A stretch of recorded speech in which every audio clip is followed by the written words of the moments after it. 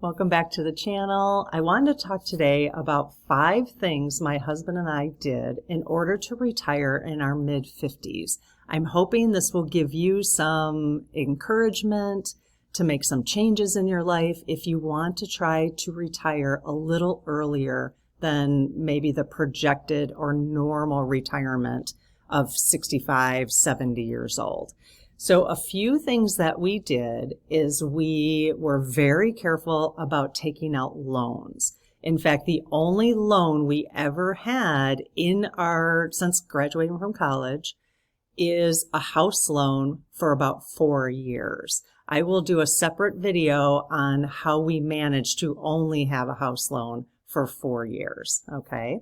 The other thing is we never took out car loans either. We always drove rusty, older cars that needed some repair from time to time until we could upgrade. So then we would pay cash for those older cars. When we had enough money, we'd buy another one that was a little bit more expensive, and then another one that was a little bit more expensive, and we would upgrade that way, okay? So it's really possible, if you make the right choices, to be very careful about loans.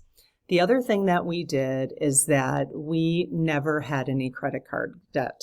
So we always paid off our credit cards at the end of the month. And I think that's really important to do. If that's not your situation right now, do what you can to get yourself out of credit card debt, and then only use your credit cards if you're building points towards something, which we have always done. In fact, I haven't paid for an airline ticket probably for 15 years because we have always used credit cards to build points for miles, but always paid them off at the end of the month. So that is something that's real. I'm sure you've heard that many times, really important to do because the interest rates are so high. The other thing we did, number 3, is we started investing as early as possible. The earlier you can invest, the more your money works for you in the stock market, okay? Right out of college, we started putting 10% of our income into the stock market at a very aggressive mutual funds because we were so young and we had the time on our hands for investing. And so we started that 10% investing super early, 21, 22. And we kept our expenses extremely low so that we could afford to do that right away. And that compounding interest over the years allowed us to loosen up on how much we would invest in our 30s and 40s so that we could start enjoying more things, taking some trips to Europe, doing some fun things, and not having to invest so much in our 30s and 40s because we invested early. So even if you're not in that situation, the sooner you start to invest, the better. Okay, so if you first get yourself out of credit card debt and then you start investing, that would be a really good thing to get you towards earlier retirement.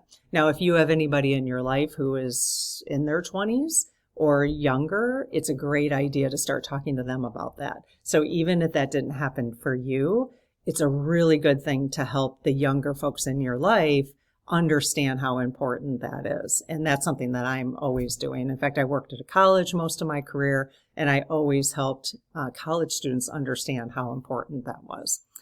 The number 4 is we generally lived very frugally in our 20s and our 30s. When we did go on vacation, we didn't take expensive vacations in our 20s and our 30s. We bought most of our food with coupons. I bought furniture at garage sales because, we lived in a metropolitan area, so there was quite a few garage sales. And so we could do that kind of thing. We shopped at, thrift stores. I still like shopping at thrift stores.